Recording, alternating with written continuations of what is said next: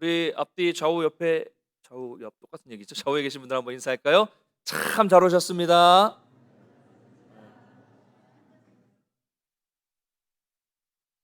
날씨가 많이 좀 포근해진 것 같은데 내일부터 또 다시 좀 추워진다고 하니까요. 아직 겨울은 지나지 않았습니다. 끝까지 긴장 늦추지 마시고, 특별히 어르신들 또 어, 다니실 때 조심하시고, 넘어지시지 않게 조심하시고, 예, 또 꼭 외출하실 때는 아시겠지만 또 추운 날은 꼭 모자를 쓰고 외출하시면 좋을 것 같습니다. 지난주에는 예수님께서 겸손하게 새끼 나귀를 타시고 예루살렘에 입성하신 내용을 살펴봤는데요. 오늘은 예수님께서 드디어 성전에 들어가시는 내용이 나옵니다. 당시 상황을 우리가 좀 이해할 필요가 있는데, 당시 성전 안에는 이 환전상이 있었어요. 환전상. 6월절이 되면 예루살렘에 약 100만 명 이상이 모여들었다고 하는 기록이 있습니다. 평소 예루살렘의 인구는 약 5만 명에서 6만 명 정도로 알려지고 있는데요. 5만 명의 인구라고 해도 당시에는 엄청나게 큰 규모의 도시예요. 6월절이 되면 엄청나게 많은 사람들이 모여들어서 북적거리는 곳이 되었죠. 한번 생각해 보십시오. 안동만 해도, 우리 안동이 지금 한 15만 정도의 인구가 되거든요. 근데 뭐 일주일 사이에 안동에 100만 명의 인파가 몰려든다고 하면 안동도 그렇죠. 대단하겠죠. 방이 뭐 남아나지 않을 거고요. 뭐 유명한 거리 관광지 가면 막 사람들 발 디딜 틈 없이 북적거리게 될 것입니다. 지금 예루살렘이 그런 상황이 되는 거예요. 왜냐하면 유대인들이 이 팔레스타인과 그 바깥 지역까지 흩어져 살고 있었던 유대인들을 우리는 디아스포라, 흩어져 있는 유대인이라고 부르는데요. 이 모든 유대인들이요, 6월절이 되면 다 성전을 방문합니다. 다, 모두. 그래서 모여들었기 때문에 예루살렘은 엄청 복잡할 수밖에 없는 거예요. 그런데 성전에 들어가려면 성전세를 내야 됩니다. 성전세. 한 사람의 성전세는 반세겔인데 그냥 아무 돈을 받는 게 아니에요. 그 반세겔은 성전 안에서만 통용되는 화폐가 따로 있었어요. 성전세겔이라고 하는데, 그래서 성전세겔로만 내야 받을 수가 있습니다. 그래서 먼 지역에서, 이방 지역에 살던 유대인들은 당연히 그 이방 지역에서 살아야 되니까 이방 지역에 있는 화폐를 사용했겠죠. 그들이 가지고 있는 이방의 돈은 성전에서는 받지를 않았습니다. 또 로마의 돈도 마찬가지입니다. 로마의 동전에는 뭐가 새겨져 있어요? 가이사의 흉상이 새겨져 있기 때문에 유대인들은 그것은 우상 숭배라, 상을 만든 거니까요. 우상 숭배라고 생각했기 때문에 당연히 로마의 돈도 받지 않았습니다. 그러므로 환전이 필요했어요. 그런데 놀라운 것은 환전 수수료가 무려 50%나 됐다는 겁니다. 기록이 있어요. 50%. 만 원을 내면 얼마 받아요? 5천 원밖에 못 받는 거예요. 엄청난 거죠. 엄청난 폭리입니다. 그러니 이게 뭐 수십만 명이 몰려드는 곳에서 환전상을 하려면, 환전상이 되는 건요, 요즘 말로 백이 있어야, 뒷배가 있어야 가능한 일이었습니다. 얼마나 뒷배가 좋아야 될까요?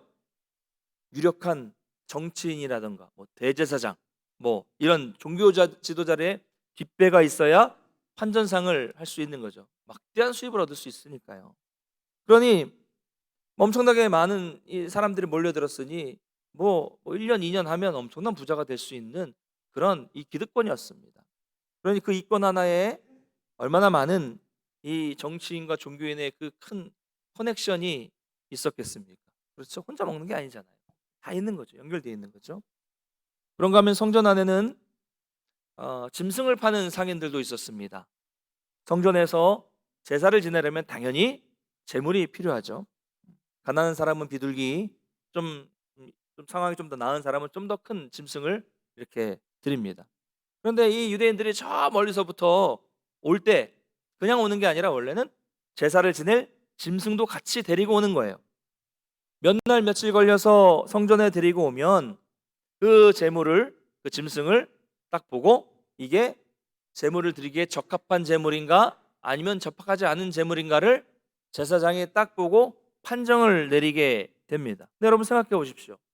뭐 교통수단이 발달하지 않았던 그 시대에 먼 곳에서 며칠씩 혹은 몇 주 동안 걸려서 여행을 하면서 그 짐승을 데리고 오면 사람도 지치겠지만 짐승도 지치고 또 그 먼 거리를 이동하다 보면 짐승에게 뭐 상태도 이상하겠지만 상처가 나겠죠. 상처가 생길 것입니다.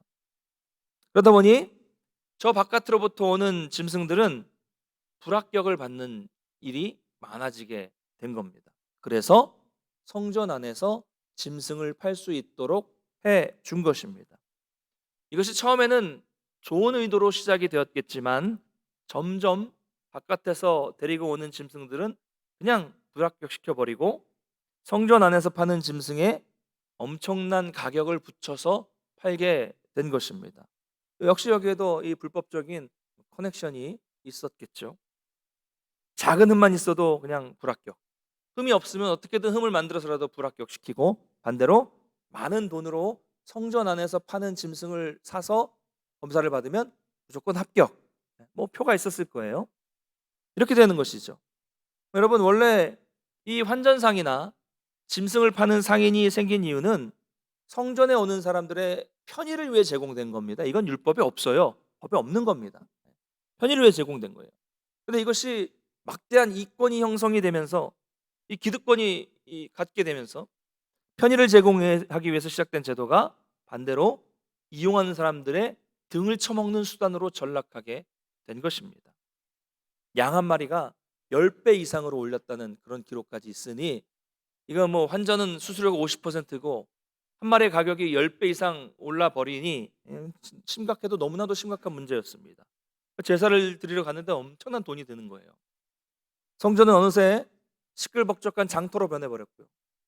또 단순히 폭리를 취했다는 문제를 넘어서서 이건 결국 종교 지도자들이 이만큼 타락했다라는 것을 보여주는 단적인 모습이 바로 성전에서 환전하는 사람과 매매하는 사람들이 생겼다는 그런 이야기입니다. 여러분, 예수님은요, 예루살렘에 입성하신 후에 가장 먼저 이 성전을 향해 가셨습니다. 왜 성전을 향해 가셨을까요? 그것은 하나님께 예배하는 곳이기 때문이죠. 그곳에는 하나님의 임재가 있었기 때문입니다. 지금 예수님은 가장 중요한 일을 이제 앞두고 계십니다. 뭡니까? 십자가죠. 그 일을 앞두고 예배를 드리면서 앞으로 있을 일에 대해서, 그리고 하나님의 뜻에 대해서 깊이 묵상을 하기 위해서 가장 먼저 성전을 향해 가신 것입니다. 그런데 성전에 들어가자마자 예수님의 눈에 보이는 것은 정말 가관이었습니다. 그 순간 예수님은 분노하셨어요. 거룩한 분노죠. 어떤 분들은 예수님의 이 모습을 보고 예수님도 이렇게 분노하셨는데 우리가 화나는 거는 뭐 그럴 수도 있지 않겠습니까? 분노하는 건 그럴 수도 있지 않겠습니까? 라고 말씀하시는 분도 있습니다. 여러분, 예수님의 분노와 우리의 분노는 완전히 다르죠. 예수님의 분노는 죄 없으신 하나님의 분노입니다. 그러나 우리의 분노는 뭐예요? 죄인의 분노입니다. 욕심 때문에 생기는 분노고 승질 충만한 분노예요. 완전히 달라요. 그래서 예수님은 매매한 사람들을 다 내쫓으셨습니다. 그들이 팔았던 갑판대 상을 뒤엎고 그들의 의자를 완전히 뒤엎어 버리셨어요. 근데 예수님의 이 공격은 사실 그 상인들을 위한 공격이 아니라 종교 지도자들을 향한 공격이었어요. 왜 그렇습니까? 왜냐하면 제사장들이 이 성전 안에서 매매하는 일과 관련해서 막대한 이익을 챙겼기 때문에 종교 지도자들의 수입에 큰 지장을 주게 된 것이죠. 이런 모습을 지켜보는 종교 지도자들은 예수님을 미워했고 죽이고 싶어 했을 것입니다. 사랑하는 성도 여러분, 그렇다면 오늘 이 말씀을 들으면서 우리는 이 말씀을 우리에게 오늘날 어떻게 적용시켜야 될까요? 자, 이렇게 예수님이 매매하는 사람들을 다 내쫓으셨으니 우리도 교회에서는 아무 물건도 팔지 말고 장사도 하지 말고 바자회도 하지 말자고 말해야겠죠? 네. 만두, 강정 팔지 말라는 말입니까? 여러분, 만두, 강정 드셔보셨어요? 얼마나 맛있게요. 예. 예. 부끄럽습니다. 예전에 청년사역을 할 때는 여기 제가 강남교회 청년부에 있었을 때 있는 청년도 지금 이 자리에 있지만 제가 자신 있게 했거든요. 청년들이 잘 웃어줬어요. 예. 예. 얼마나 맛있게요. 예. 여러분, 많이 사 드세요. 예. 맛있어요. 사 드십시오. 예. 우리가 이 의미를 잘 이해해야 됩니다. 하나님의 일을 위한 일은 선한 일이기 때문에 해야 하죠. 이게 뭐 큰 이익을 위한 일입니까? 만두 강정 팔아서 제 배를 채우는 일이에요? 만두는 먹어야 배가 차죠. 여러분, 전도회에서 선교지를 돕고 교회를 하고 어려운 분들을 돕고 뭔가 사업을 하기 위한 일은 선한 일입니다. 하나님을 위한 선한 일이에요. 그러나 보세요. 성전에서 말도 안 되는 폭리를 취하고 커넥션을 통해서 불법한 이득을 얻고 그것을 위해서 사람들을 속이는 거, 사기치는 거잖아요. 그렇죠? 엄청난 일을 하는 거잖아요. 그 자체로 나쁜 일입니다. 그러므로 우리가 여기서 생각할 것은 뭘 하고 말고 이게 아니라 성전은 무엇을 하는 곳인가? 교회에서 무엇을 해야 될까? 교회는 어떤 일을 하는 곳인가? 여기에 집중해야 돼요. 예수님 뭐라고 말씀하십니까? 13절입니다. 한번 같이 읽어보겠습니다. 13절 시작. 그들에게 이르시되 기록된 바 내 집은 기도하는 집이라 일컬음을 받으리라 하였거늘 너희는 강도의 소굴을 만드는도다 하시니라. 아멘. 뭐라고 말씀하십니까? 내 집은 기도하는 집이라. 내 집은 기도하는 집이라. 예수님은 뭐 새로운 말씀을 만들어서 하신 게 아니라 구약에 있는 그 말씀을 그대로 인용하셨을 뿐입니다. 예수님은 성전의 목적이 기도하는 데 있지 장터로 만드는 데 있지 않다라고 강조하신 거예요. 이 말씀은 이사야서 말씀을 인용하신 것입니다. 여러분, 먼저 예수님은 성전에 대해서 뭐라고 말씀하십니까? 뭐라고 하고 계시죠? 내 집이다. 내 집. 이 말은 성전의 주인은 하나님이다라는 말씀입니다. 그러므로 우리는 성전에서 뭘 해야 됩니까? 성전의 주인이신 하나님이 원하시는 것을 해야 합니다. 그렇지 않고 주인이 원하시는 것을 하지 않으면 오늘 말씀에서 매매하는 사람들이 쫓겨난 것처럼 쫓겨날 수밖에 없는 거예요. 그렇다면 성전의 주인이신 하나님이 원하시는 것은 무엇입니까? 오늘 본문에 세 가지를 말씀드릴 수 있는데요. 첫 번째, 성전의 주인이신 하나님이 원하시는 것. 첫째, 기도입니다. 기도.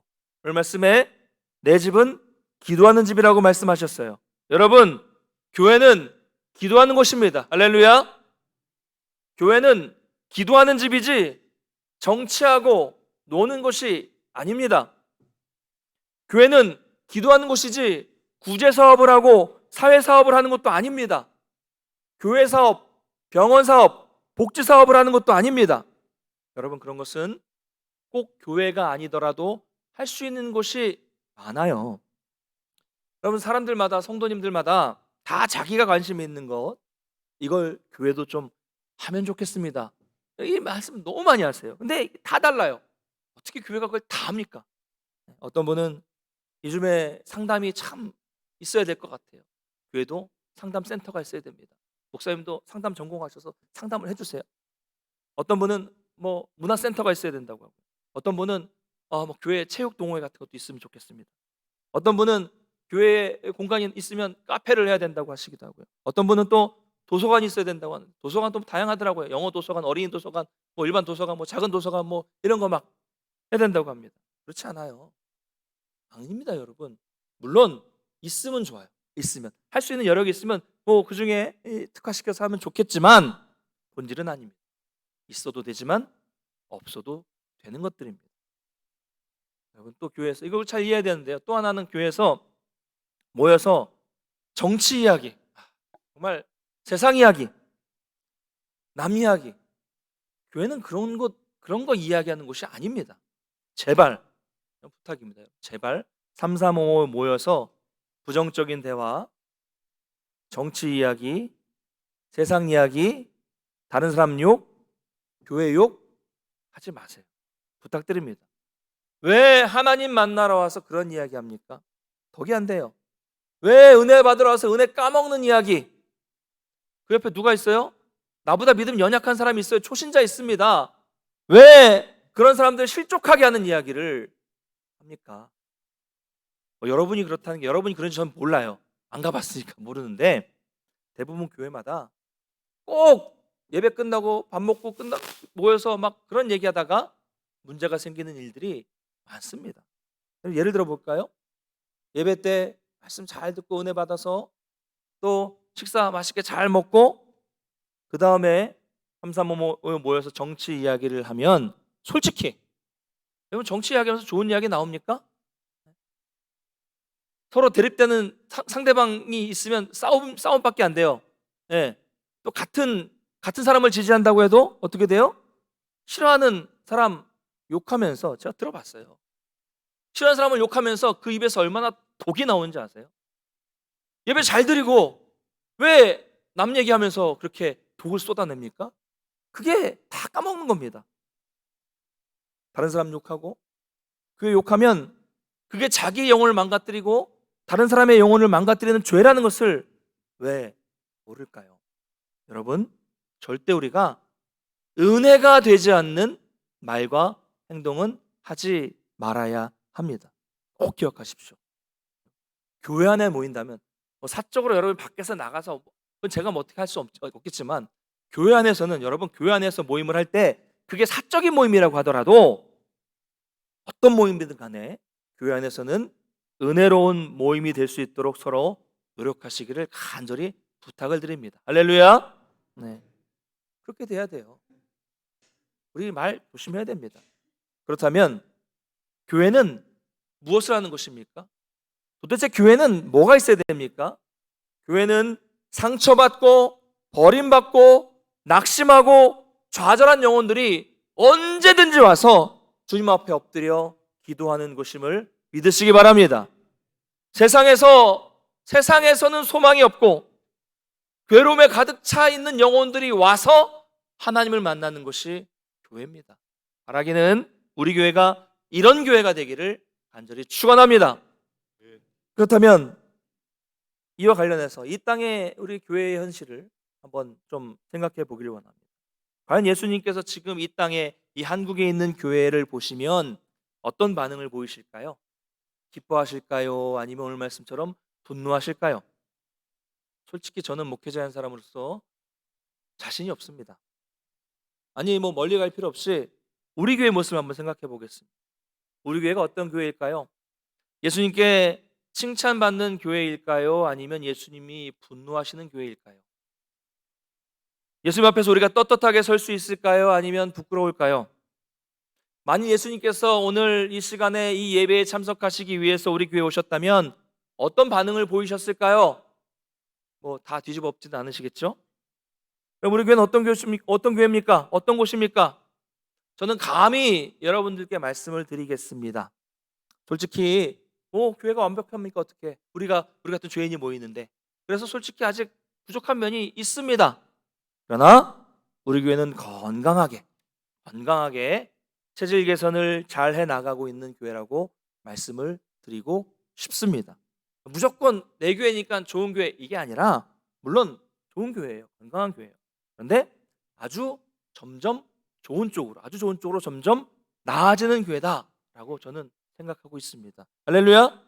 맞죠? 우리 교회 건강한 교회예요. 맞죠? 맞나? 이렇게 얘기해야 돼요.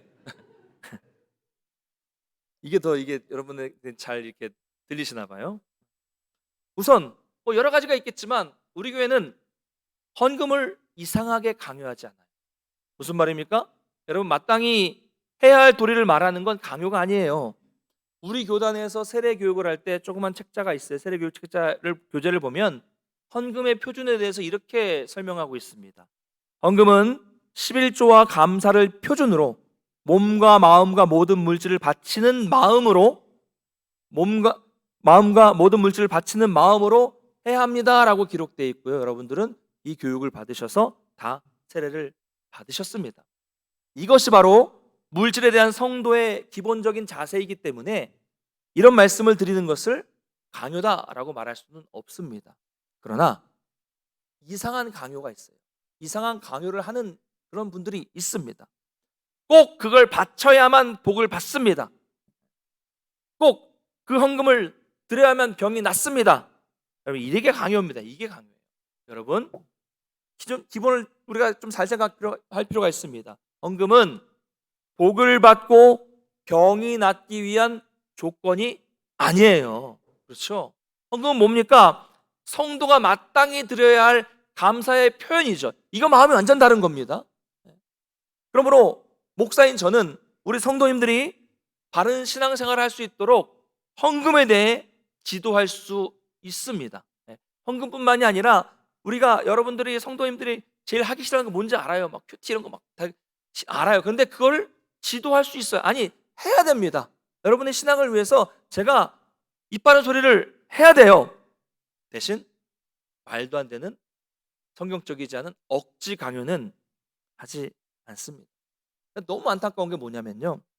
강단에서 성도들이 이 얘기를 들으면 기분 나빠하겠지, 이 얘기 들으면 상처받겠지, 그래서 전해야 할 말씀을 전하지 못하는 것이, 그런 경우가 많아지는 것이 이 한국교회 강단의 현실이라는 점, 이게 너무 안타깝습니다. 여러분, 다시 말씀드리지만 저는 여러분이 저에게 욕을 하셔도 좋아요. 욕을 하시고 또 여러분의 기분이 혹 상할 수 있다고 할지라도 말씀에서 전해야 되는 말씀은 전하기로 마음 먹고 목사가 되었고요. 그런 마음으로 동문교회 담임 목사가 되었습니다. 전에 분쟁이 있었던 교회에서 사방으로 반대하는 성도들 막 특달같이 달려들고 설교 끝나고 나면 뒤로 쫓아와가지고 막 뒤통수에다가 뭐 뒤통수, 앞통수, 옆통수에다 소리 지르고 욕을 하고 있는데도 제가 어떻게 그렇게 소심한 성격에 할 말을 다 했는지 모르겠어요. 오죽하면 우리 같은 편에 있는 장로님들이 조심해야 돼, 밤길 조심하세요, 막 이렇게 할 정도로 목사의 신앙 양심상 말을 안 할 수가 없는 거예요. 잘못된 모습을 가지고 자기들끼리 하나가 되어 있는 모습을 보면서 어떻게 그냥 넘어갈 수 있겠습니까? 다 했어요. 지금 생각해도 심장이 떨려요. 어떻게 그랬는지 모르겠어요. 그런데 할 말은 다 했습니다. 제가 이렇게 할 말을 다 할 수 있어야 여러분이 살 수 있는 거예요. 성도님들이. 제가 여러분의 생각 무서워서 말을 못하면, 해야 될 말씀을 전하지 못하면 우리가 같이 병드는 겁니다. 여러분, 아무쪼록 이런 저의 결단이 자꾸 약해지지 않도록 같이 기도해 주시기를 부탁을 드리겠습니다. 여러분, 이처럼 지금 우리 교회는요, 말씀 중심으로 건강하게 가고 있어요. 특별히 우리는 기도하는 집이 되기 위해서 더욱더 힘쓰는 과정 중에 있습니다. 작년부터 계속해서 금요 기도회에 좀 더 오시라고 계속 권면드리고 있고요. 특별히 직분을 맡으신 분들은 다 오시라고 그렇게 강조하고 있습니다. 뭐 그래도 안 오셔도 어쩔 수 없지만 그래도 계속 강조할 겁니다. 계속 오셔야 돼요. 또 우리 청지기들이 기도하는 청지기 기도회도 이미 시작돼서 계속 하고 있고요. 중보 기도도 이제 올해부터 시작돼서 본격적으로 곧 시작이 될 것입니다. 다른 어떤 것보다도 예배와 말씀과 기도와 찬양 훈련이 강조되는 교회, 이게 핵심이잖아요. 교회가 다른 것보다 이거 해야 되는 거예요. 바라기는 그래서 우리 동문교회가 우리 주님 보시기 흡족한 교회가 될 수 있도록 앞으로 우리 성도님들도 함께 기도하면서 이런 일들에 참여해 주시고 동참해 주시길 간절히 소망합니다. 교회는 같이 만들어가는 거예요. 제가 앞에서 외친다고 소용이 되는 게 아닙니다. 다 같이 가는 게 교회를 만들어가는 길입니다. 자, 첫 번째, 교회는 기도하는 곳이다. 두 번째요, 교회는 치유하는 곳입니다. 14절 한번 읽겠습니다. 14절 시작. 맹인과 저는 자들이 성전에서 예수께 나오게 고쳐 주시니. 아멘. 여러분, 이 환전상과 짐승을 파는 사람들이 있었던 곳은 이방인의 뜰이라는 곳이었어요. 그러니까 성전에는요, 성소가 있습니다. 그리고 성소 안에 지성소가 있어요. 그래서 이 성소 바깥에 보면 이 마당이 있습니다. 여기를 이방인의 뜰이라고 해서 이방인들도 거기까지는 들어올 수 있어요. 이방인의 뜰에서 장사가 벌어졌던 것이죠. 근데 방금 읽은 말씀에 나오는 이 시각장애인과 저는 자들은 원래 이 이방인의 뜰조차도 들어올 수 없는 그런 사람들이었습니다. 부정하다고 여겨졌기 때문에. 그런데 그들이 예수님이 성전에 들어오시니까 따라온 거예요. 왔어요. 예수님은 그들을 너희들이 왜 여기까지 왔냐 쫓아내신 것이 아니라 고쳐주셨다는 거예요. 그래서 15절을 보면 이 유대 종교 지도자들은 이 모습을 보고, 야, 저 예수는 이상한 일을 행하겠구나 하면서 불쾌해하고 분노를 합니다. 성전에서 지금까지 한 번도 본 적이 없는 이상한 일이 벌어지고 있다라고 화를 낸 것이죠. 여러분, 생각해 보십시오. 앞을 보지 못했던 시각장애인이 보게 되었다, 고쳐졌다. 얼마나 놀라운 일입니까? 그렇죠. 평소 우리가 보던 다리를 절고 있었던 그 사람이 튼튼한 두 다리로 힘있게 걸을 수 있다는 것은 얼마나 놀라운 기적입니까? 그런데 종교 지도자들은 그것을 보고도 깨닫지 못해요. 그걸 보고 이상한 일이라고 하면서 분노했습니다. 왜요? 그들 관심이 어디 있었습니까? 매매하고 장사하는 데서 나오는 막대한 돈에 관심이 있었지 기적에는 관심이 없었기 때문입니다. 그들은 기적을 보고도 깨닫지 못하는 분별력 없고 타락한 종교 지도자되었을 뿐입니다. 사랑하는 성도 여러분, 우리 모두는 하나된 마음을 가지고 육신의 연약함에 있는 분들, 또 영적인 병에 찌든 분들, 또 죽어가고 있는 영혼들을 위해서 기도하고 우리 주변에 있는 분들을 향해서 깊은 관심을 가질 수 있어야 됩니다. 나만 잘 되고 나만 행복한 것이 아니라 주변의 연약한 분들을 둘러보고 돌아볼 수 있어야 한다는 거예요. 그래서 치유를 위해서 같이 기도해야 합니다. 그래서 금요일마다 이 기도를 계속 반복해서 1년 52주 반복해서 하고 있습니다.